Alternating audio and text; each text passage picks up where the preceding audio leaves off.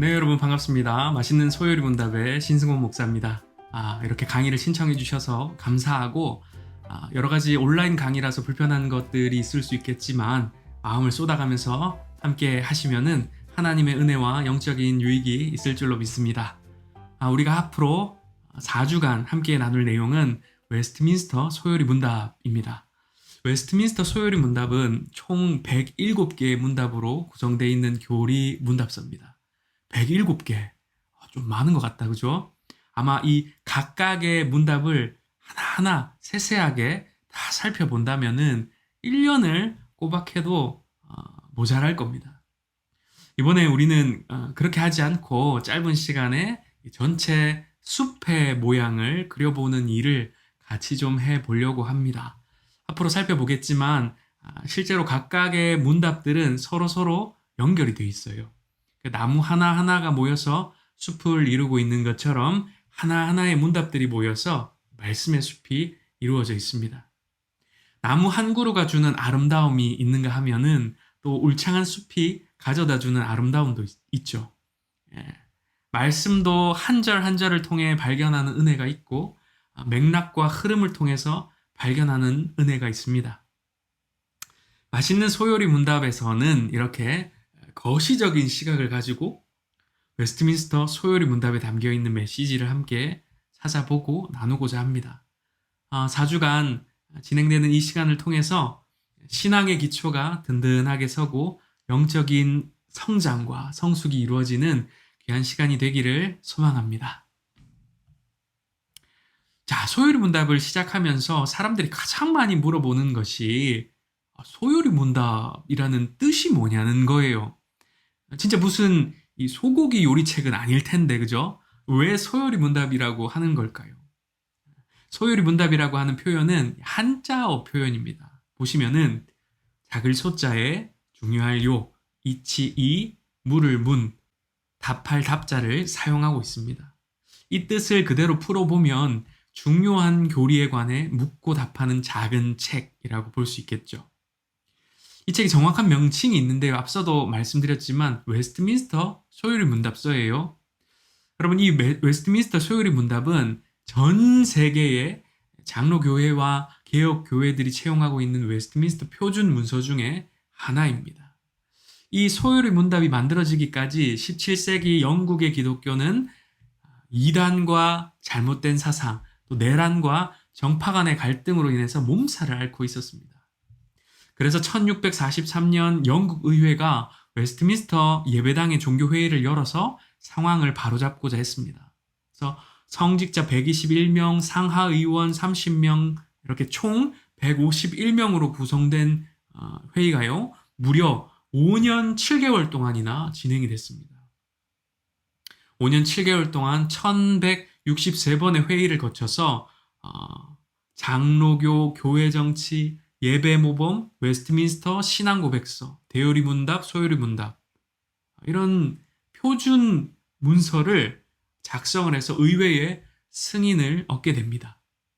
소요리 문답을 포함한 여러 표준 문서들의 목적이라 하면은 바로 기초가 튼튼한 바른 신앙을 만들자, 이것이었습니다. 기초가 튼튼한 바른 신앙을 만들자. 여러분, 우리가 이 시대에 지금 17세기에 만들었던 이 소요리 문답을 꼭 봐야 할까? 이런 생각이 또 들 수가 있어요.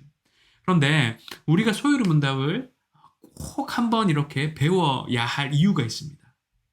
왜냐하면 오늘 우리가 살아가는 시대의 모습이 여러분 어떻습니까? 아까 언급하였던 그 17세기의 모습과 크게 다르지 않습니다. 이단과 이념과 세속으로 혼란한 세상의 모습이에요. 종교다원주의와 동성애와 같이 신앙을 위협하는 요소들이 가득한 세상입니다. 여러분, 이런 세상 속에서 우리에게 필요한 것이 뭘까요? 바로 신앙의 기준입니다. 무엇이 옳은지, 무엇이 그른지 판단할 기준이 필요한 거죠. 교리문답 교육은 이렇게 우리에게 모호하고 흐릿한 신앙관에 명확한 선을 그어줍니다. 특별히 소요리 문답은 어린이와 초신자를 대상으로 만들어졌기 때문에 쉽게 이 내용을 배울 수 있습니다. 또 묻고 답하는 문답식의 교육이 이루어지기 때문에 더 효과적으로 말씀을 배울 수 있습니다. 근데 지금 강의를 듣고 계시는 분들 중에 난 초신자가 아닌데, 나는 어린이가 아닌데, 너무 시시한 거 아니야? 이렇게 생각하는 분들이 있을지도 모르겠습니다. 물론 더 심오하고 더 깊이 있는 말씀을 사모하고 이렇게 배우고자 하는 것은 귀한 모습이에요. 그러나 우리가 분명히 알아둬야 할 것이 있습니다. 그것은 어린이와 초신자를 대상으로 한다고 해서 담고 있는 내용이 유치하고 수준 낮은 것이냐? 결코 그렇지 않다는 것입니다. 종교개혁자 마틴 루터도 이런 말을 남겼어요. 나에 대해 말하자면 나도 박사고 설교자다. 나도 자부심과 확신을 갖고 있는 다른 사람들 못지않게 배웠고 경험을 갖고 있다. 그러나 나는 요리 문답을 배우는 아이처럼 행하여 아침마다 한자 한자 소리내어 읽는다.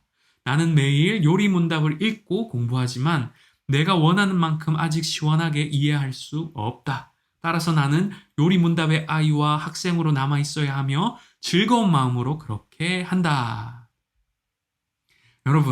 여러분들도 4주 동안 포기하지 말고 끝까지 이 즐거운 마음으로 소요리 문답을 배우고 알아가는 행복한 시간이 되었으면 좋겠습니다. 자, 오늘은 1에서 20문답까지의 내용을 함께 살펴보도록 하겠습니다. 오늘의 강의 제목은 다 된 밥에 죄 뿌리기입니다. 자, 우선 소요리 문답의 서론으로 들어가 보시죠. 서론은 1에서 3문답까지의 내용입니다. 1문답은 이 내용을 가장 먼저 알려주고 있습니다. 사람의 제일 되는 목적은 무엇인가? 사람의 제일 되는 목적은 무엇인가? 여러분 1번의 이 답을 여러분들도 같이 한번 읽어보실까요? 자, 시작. 사람의 제일 되는 목적은 하나님을 영화롭게 하는 것과 영원토록 그를 즐거워하는 것이다. 자, 이사야서 43장 7절 말씀을 한번 볼까요? 내 이름으로 불려지는 모든 자, 곧 내가 내 영광을 위하여 창조한 자를 오게 하라. 그를 내가 지었고 그를 내가 만들었느니라. 여러분, 무슨 말씀입니까? 하나님께서 사람을 지으실 때에 그 창조의 목적 자체가 하나님의 영광을 위해서 지으셨다고 말씀하고 있는 것입니다. 여러분, 에베소서 1장의 말씀도 한번 살펴보십시오. 이 말씀에 보면은 하나님께서 우리를 구원하신 이유가 무엇인지를 말씀해주고 있습니다. 그것은 다름 아닌 그의 은혜의 영광을 찬송하게 하려는 것이라는 겁니다. 하나님의 영광을 찬송하게 하시기 위해서 우리를 구원하셨다고 말씀하고 있는 것이죠. 여러분 잘 아시는 고린도전서 10장 31절 말씀에도 보십시오. 그런즉 너희가 먹든지 마시든지 무엇을 하든지 다 하나님의 무엇을 위하여 하라고요? 영광을 위하여 하라고 말씀하고 있습니다. 여러분 또 한 가지 인간의 제일 되는 목적이 있다고 했습니다. 그것은 하나님을 즐거워하는 것입니다. 하나님을 즐거워한다는 이 의미가 사실 조금 모호하게 느껴질 수 있는데요. 하나님을 제일 좋아하고 하나님께 온 마음을 쏟는 것, 쏟아붓는 것, 이것을 하나님을 즐거워하는 것이라고 보시면 되겠습니다. 시편 71편 23절 말씀입니다. 내가 주를 찬양할 때에 나의 입술이 기뻐 외치며 주께서 속량하신 내 영혼이 즐거워하리이다.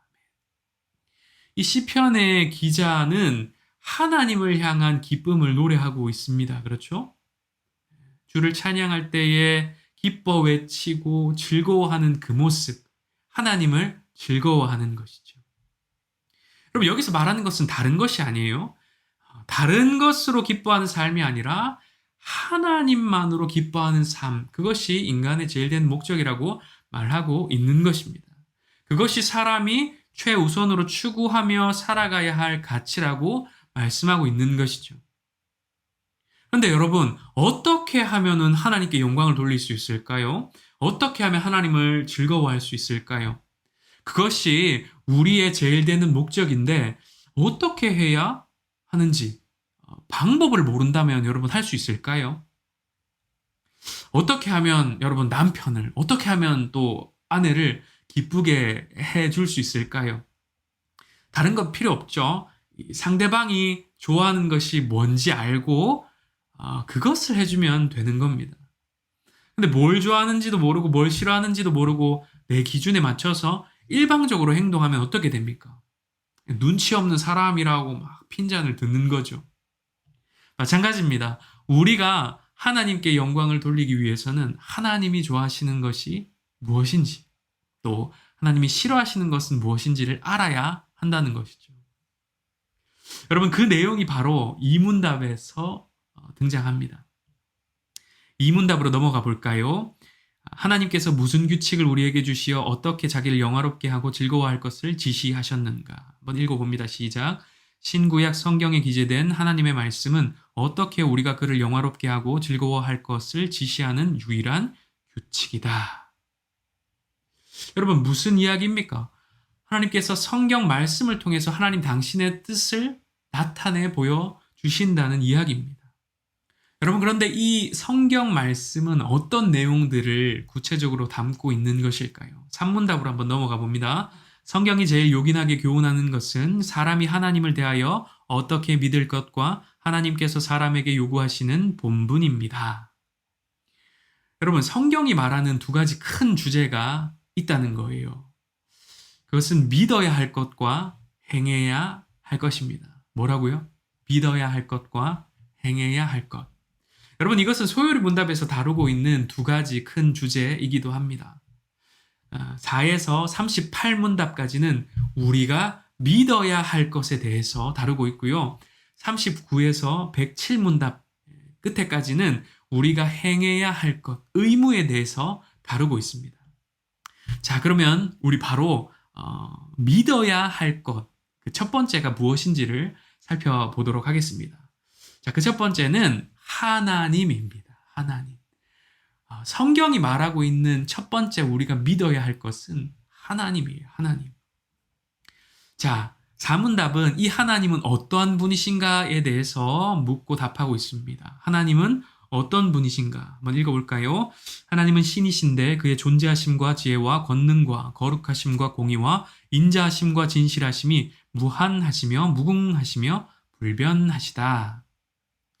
여러분, 한번 보세요. 하나님은 어떠한 분이시라고 말씀하고 있으세요?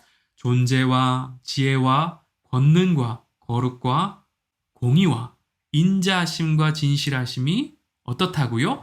무한하시며 무궁하시며 불변하시다고 말씀하고 있는 겁니다.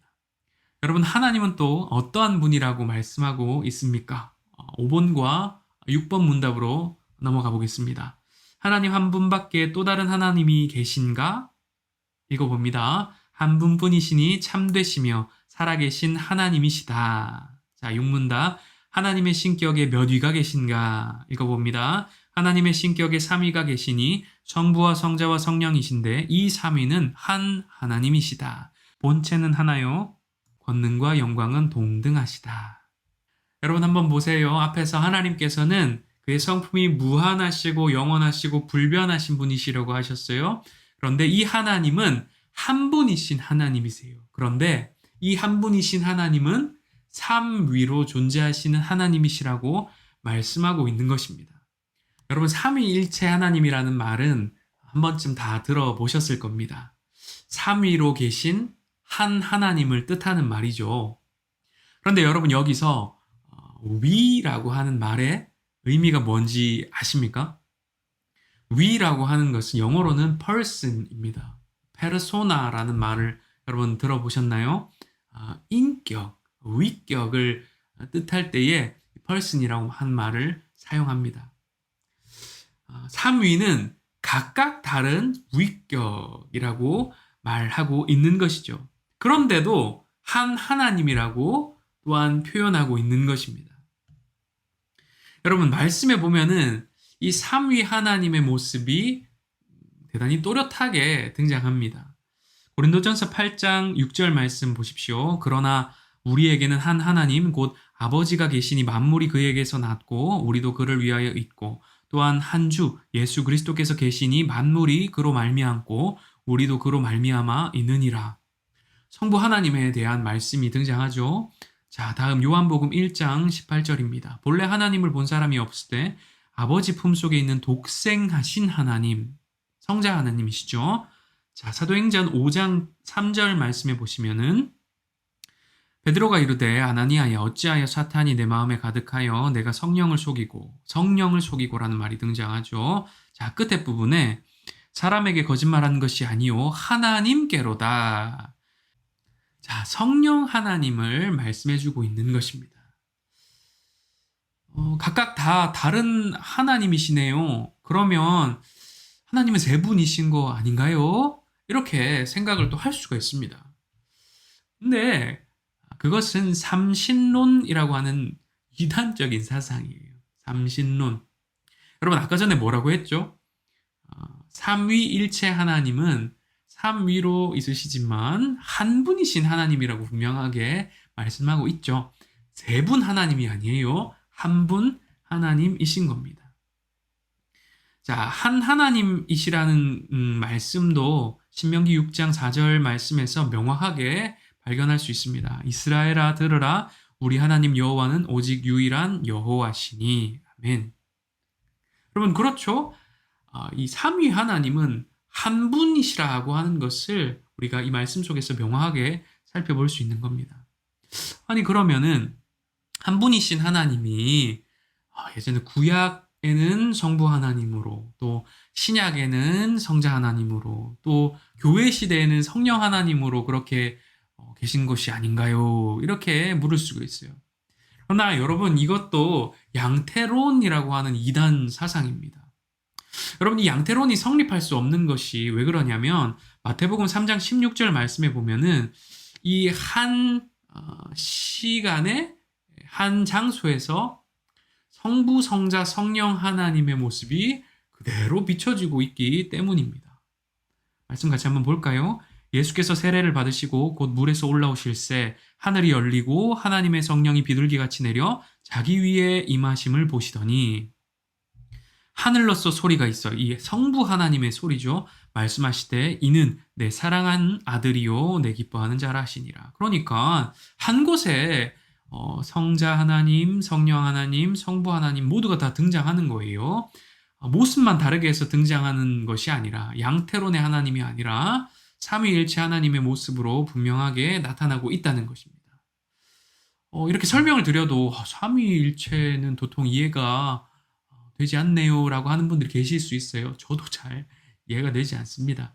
여러분 삼위일체라고 하는 이 교리 자체가 신비의 교리이기 때문이에요. 우리가 다 이해하고 우리의 이성으로 다 정리할 수 있는 것이 아닙니다. 그럼에도 불구하고 성경은 분명하게 삼위 하나님에 대해서 증언하고 있습니다. 삼위로 계신 한 하나님이라고 말씀하고 있는 것이죠. 자, 여러분 우리는 지금 성경 속에서 우리가 믿어야 할 것에 대해서 나누어 봤습니다. 그 첫 번째는 하나님이었어요. 하나님 그분 자체에 대해서 우리가 믿어야 한다고 말씀하고 있는 것입니다. 자, 믿어야 할 두 번째 이슈가 있습니다. 그것은 하나님의 작정입니다. 하나님의 작정. 7번인데요. 하나님의 작정은 무엇인가? 한번 읽어볼까요?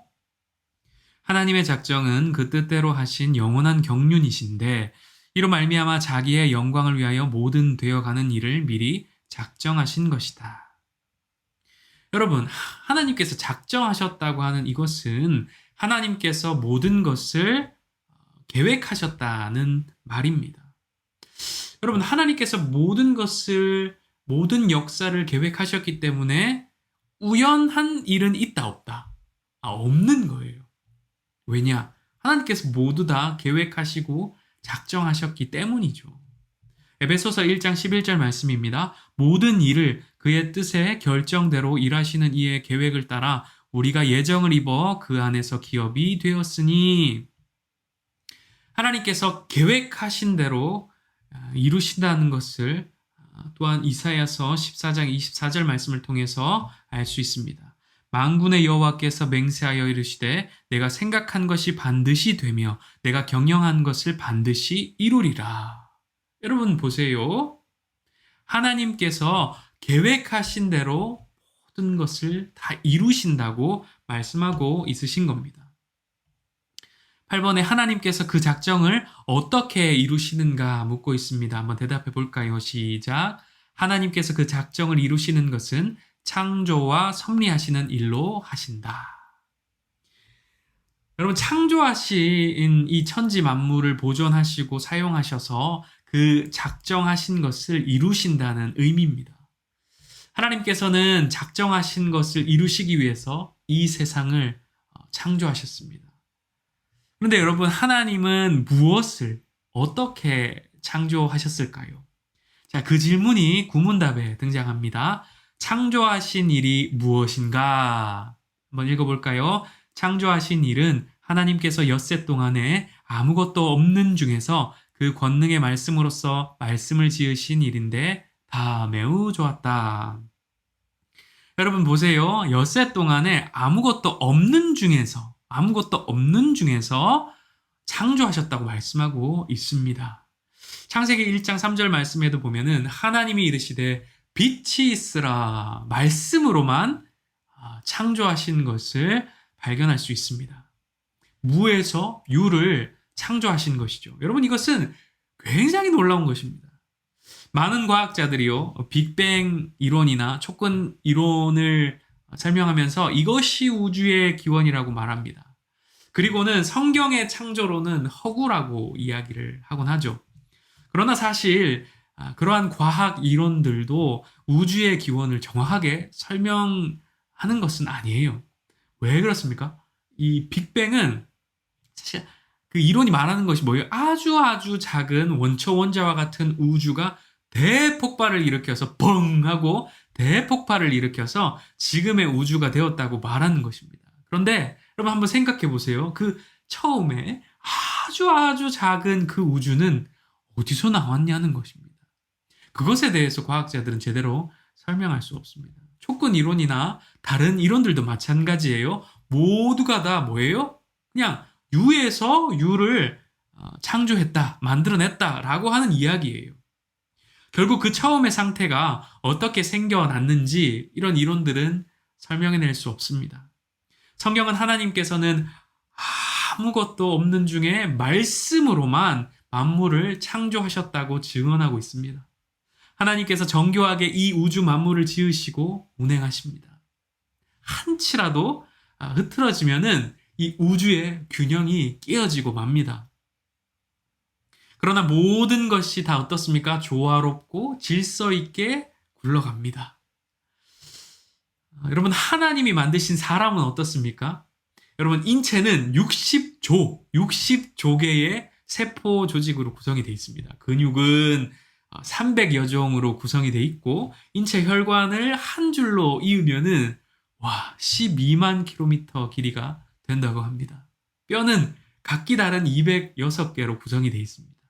놀랍지 않습니까, 여러분? 이런 것이 다 우연에 의해서 되었다고요.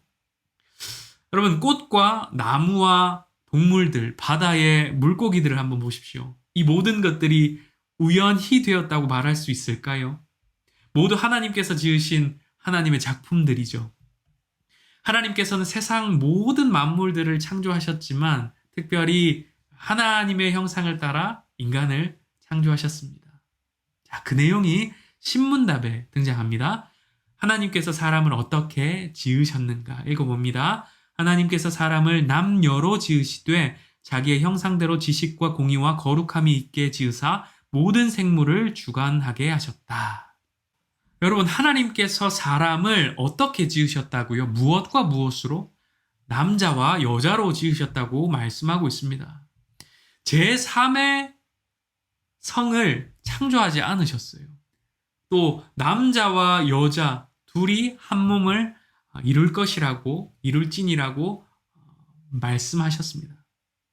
그렇기 때문에 동성혼은 창조의 섭리를 거스르는 것입니다. 여러분, 교회는 한 영혼을 향한 사랑의 마음으로 그들, 동성애자들도 마땅히 품어주고 도와줘야 합니다. 그러나 동성애는 잘못된 것이라고 사랑으로 진실을 말해 주어야 합니다. 자, 여러분, 하나님은 인간을 남자와 여자로 창조하셨다는 거예요. 또 하나님께서는 하나님의 형상으로 사람을 만드셨다고 또한 말씀하고 있습니다. 인간이 지식, 의, 거룩과 같은 하나님의 성품을 담도록 그렇게 지으셨다는 거예요. 하나님께서 작정하신 것을 창조를 통해 이루신다고 했습니다. 두 번째는 어떤 것을 통해 이루신다고 했습니까? 두 번째는 섭리입니다. 섭리. 자, 그 이야기가 11번 문답에 등장합니다. 하나님의 섭리하시는 일이 무엇인가요? 읽어봅니다. 하나님의 섭리하시는 일은 지극히 거룩함과 지혜와 권능으로서 모든 창조물과 그 모든 행동을 보존하시며 처리하시는 일이다. 여러분, 섭리하신다는 것은 쉽게 말해서 간섭하신다는 것을 뜻합니다. 하나님께서 친히 다스리시고 운행하시는 것이죠. 자연을 다스리시고 이 세상을 다스리시며 인간의 생사화복을 주관하시는 겁니다. 사무엘상 2장 6절 7절 말씀을 같이 한번 볼까요? 여호와는 죽이기도 하시며 살리기도 하시며 스올에 내리게도 하시고 거기에서 올리기도 하시는도다. 여호와는 가난하게도 하시고 부하게도 하시며 낮추기도 하시고 높이기도 하시는도다. 여러분, 하나님이 모든 일을 계획하시고 이끌어 가신다면 세상의 악과 불행과 사고와 범죄들도 모두 하나님께서 만들어내신 것이 아닌가, 이런 생각을 하는 경우가 있습니다. 여러분, 이것은 신정론이라고 하는 주제인데요. 기회가 된다면 한번 나눠봐도 좋을 주제인데요. 여기서는 길게 다 다룰 수는 없고 간단하게 결론만 말씀을 드리자면, 하나님은 악의 조성자나 기획자가 아닙니다. 물론 악인도 하나님의 도구로 사용하실 때가 있으세요. 그러나 모든 악의 원인을 하나님께로 찾는 것은 잘못된 접근이에요. 오히려 모든 악은 그 악을 시행한 인간으로부터 시작된 것이죠. 자, 여러분, 그 내용이 또 12문답 이후에 등장을 하는데요. 자, 한번 볼까요? 사람이 창조함을 받은 본 지위에 있을 때에 하나님께서 저를 향하여 섭리하시는 중에 무슨 특별한 작정을 하셨는가? 읽어봅니다. 하나님께서 사람을 작정하신 후에 완전히 순복하는 것을 조건으로 삼아 생명의 언약을 맺고 선악을 분별하는 나무의 실과를 먹는 것은 사망의 벌로서 금하셨다. 여러분, 이게 무슨 이야기죠? 최초의 인간인 아담과 하와의 이야기죠. 하나님께서 이들과 어떤 언약을 맺으셨습니까? 창세기 2장 16절 17절 말씀입니다. 여호와 하나님이 그 사람에게 명하여 이르시되 동산 각종 나무의 열매는 내가 임의로 먹되 선악을 알게 하는 나무의 열매는 먹지 말라. 내가 먹는 날에는 반드시 죽으리라 하시니라. 하나님의 말씀에 순종하면 생명을, 또 불순종하면 죽음을 내리시겠다는 언약이었습니다. 이것을 행위 언약 또는 생명의 언약이라고도 부르죠. 아담과 하와에게는 자유롭게 이 둘을 선택할 수 있는 자유의지가 있었습니다. 하나님의 약속의 말씀처럼 하나님의 말씀에 순종하면 영원한 생명을 누리고 불순종하면 죽는다는 것입니다. 여러분, 결과가 어떻게 되었습니까?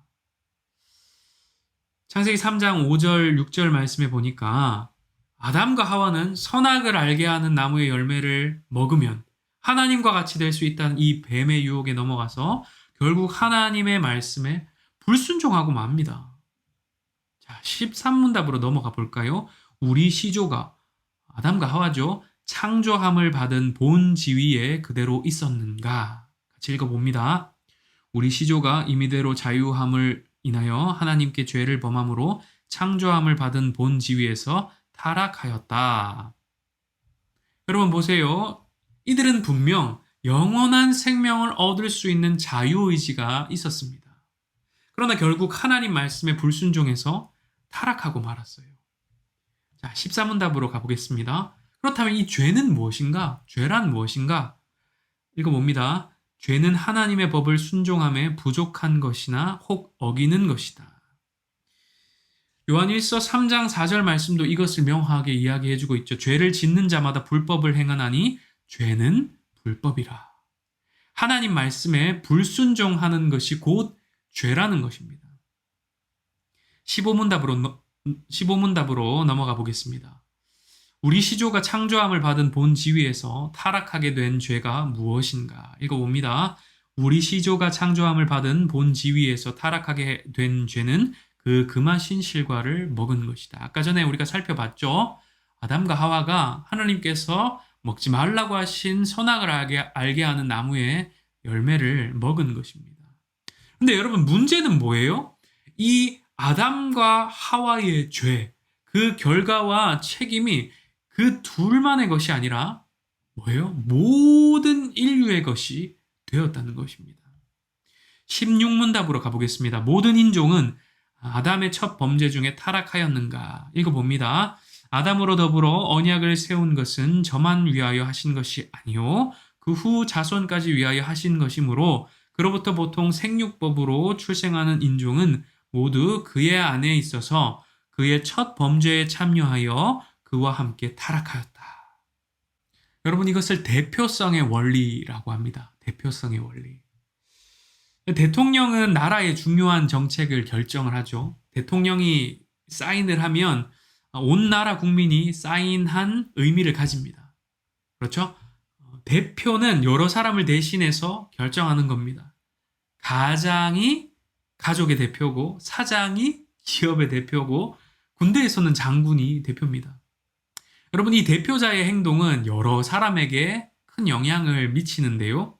아담도 인류의 대표자로 하나님과 언약을 맺었습니다. 그런데 인류의 대표자였던 아담이 하나님 말씀에 불순종해서 죄를 짓게 되었고 그에 대한 형벌을 받게 된 겁니다. 그런데 그가 인류의 대표자였기 때문에 어떻습니까?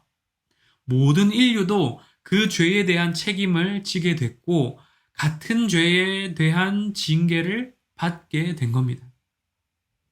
로마서 5장 12절 말씀은 이렇게 이야기하고 있습니다. 그러므로 한 사람으로 말미암아 죄가 세상에 들어오고 죄로 말미암아 사망이 들어왔나니 이와 같이 모든 사람이 죄를 지었으므로 사망이 모든 사람에게 이르렀느니라. 아담의 범죄 이후 모든 후손들은 그렇게 죄에 오염된 상태로 죄에 대한 책임을 가지고 태어나게 되었습니다. 에베소서 2장 3절 말씀은 그래서 우리를 본질상 진노의 자녀라고 규정하고 있는 거죠. 자, 17문답으로 한번 넘어가 보겠습니다. 이 타락이 인종으로 하여금 어떠한 지위에 이르게 하였는가 읽어봅니다. 이 타락은 인종으로 하여금 죄와 비참한 처지에 이르게 하였다. 어떠한 처지가 되었습니까? 18문답입니다. 사람이 타락한 지위에서 죄되는 것이 무엇인가? 읽어봅니다. 사람이 타락한 지위에서 죄되는 것은 아담의 첫 범죄에 유죄한 것과 근본 의가 없어진 것과 온 성품이 부패한 것인데 이것은 보통으로 원죄라 하는 것이요 아울러 원죄로 말미암아 나오는 모든 죄다. 모든 인류가 아담이 저지른 죄에 대한 책임을 동일하게 지게 되었고 구원받을 만한 어떤 의도 남아있지 않게 되었습니다. 하나님의 형상, 그러니까 하나님을 닮은 성품도 부패하게 되었고 선보다는 악을, 순종보다는 불순종의 삶을 더 추구하며 살아가게 되었습니다. 19문답입니다. 사람이 타락한 지위에서 비참한 것이 무엇입니까? 함께 읽어보겠습니다. 모든 인종이 타락함을 인하여 하나님과 교제가 끊어지고 또 그의 진노와 저주 아래 있어서 생전의 모든 비참함과 사망과 영원한 지옥의 벌을 받게 되었다. 여러분, 로마서 6장 23절 말씀은 죄의 삭은 사망이라고 말씀하고 있어요. 인간은 죄에 대한 대가로 육체의 죽음과 영적인 죽음뿐만 아니라 영원한 지옥의 형벌을 받게 되었습니다. 그야말로 비참한 처지에 이르게 된 것이죠. 여러분, 이것이 우리 인간이란 존재의 실체입니다. 자연인의 상태에서 우리가 맞닥뜨리게 될 것은 바로 이런 영원한 저주와 형벌이라는 것입니다. 그럼 생각해 보십시오. 너무나 슬프고 끔찍한 일이 아니겠습니까? 만약 성경의 이야기가 여기서 끝이 난다면 여러분 어떨까요? 우리에게는 아무런 소망이 없을 겁니다. 좌절과 절망의 삶을 살아갈 수밖에 없었을 거예요. 그러나 하나님께서는 이야기를 여기서 끝내지 않으셨습니다. 자, 오늘의 마지막 문답 20번 문답을 살펴보겠습니다. 하나님께서 모든 인종을 죄와 비참한 지위에서 멸망하게 내버려 뒀는가? 이거 보겠습니다. 하나님께서 홀로 그 선하신 뜻대로 영원부터 구속받을 자들을 영생 얻게 하시려고 선택하시고 은혜의 언약을 세우셔서 구속자로 말미암아 저희를 죄와 비참한 지위에서 건져내시고 구원의 자리에 이르게 하려 하셨다. 여러분, 하나님께서 멸망할 수밖에 없는 우리들을 그냥 내버려 두지 않으시고 이 문제를 해결하시기 위한 방법을 마련하시겠다고 말씀하신 겁니다. 하나님을 거역하고 죄의 오물을 뒤집어 쓴 채 하나님의 세계를 더럽히고 망가뜨린 이 죄인을 살려주시기 위해서, 우리들을 살려주시기 위해서 하나님께서 은혜의 언약을 다시 세우시겠다고 말씀해 주신 것입니다. 구원받을 만한 아무런 선한 것이 없는데 어찌 우리를 구원하시겠다고, 구속자를 보내주시겠다고 말씀을 하시는지요. 여러분, 하나님의 이 은혜와 사랑이 참 놀랍기만 합니다. 이 구속자가 누구인지, 이분을 통해 구체적으로 어떤 일을 이루시는지, 어떻게 이분을 통해서 우리가 구원을 받을 수 있게 되는지, 이것은 여러분 다음 시간에 계속해서 나눠보도록 하겠습니다. 네, 오늘 소요리 문답 1에서 20문답까지의 내용을 같이 살펴봤는데요. 어떠셨습니까? 오늘 강의의 제목을 왜 다 된 밥에 죄 뿌리기라고 했는지 이해가 좀 되십니까? 이렇게 말씀을 쭉 들여다보면 하나님은 정말 우리 인간을 애틋하게 사랑하시는구나 하는 것을 느낄 수 있습니다. 인간이 풍요롭게 살 수 있도록 에덴 동산을 지어주시고 필요한 모든 자원들을 공급해 주시고 특별히 하나님의 형상으로 창조해 주시고 그 어떤 피조물에게도 주지 않은 영원한 생명을 약속해 주시고 하나님과 관계 맺으며 살아갈 수 있도록 그렇게 해주셨습니다. 창조자 하나님께서 피조물인 우리들을 위해서 모든 것을 맞춰주시고 준비해 주신 것이죠. 그런데 여러분, 이렇게 하나님이 사랑으로 베풀어 주신 상에 더러운 죄를 뿌려 모든 것을 망쳐버립니다. 그런데 놀라운 것은 하나님의 상을 뒤집어 엎은 이 짐승 같은 우리들을 다시 끌어안으시면서 망가진 모든 것들을 회복하시기 위해 친히 일하시기 시작하셨다는 것입니다. 여러분, 오늘 함께 나눈 말씀들을 다시 한번 돌아보시고 우리의 연약함을 회개하고 또 하나님의 놀라우신 사랑에 감사할 수 있는 시간이 되었으면 좋겠습니다. 여러분, 오늘 강의는 여기까지고요. 혹시나 궁금한 내용이나 문의사항이 있으시면 영상 아래에 댓글창을 활용해서 남겨주시고요. 출석 체크나 소감도 나누어주시면 좋을 것 같습니다. 자, 그러면 한 주간도 평안하시고요. 다음 주에 뵙도록 하겠습니다. 수고 많으셨습니다. 감사합니다.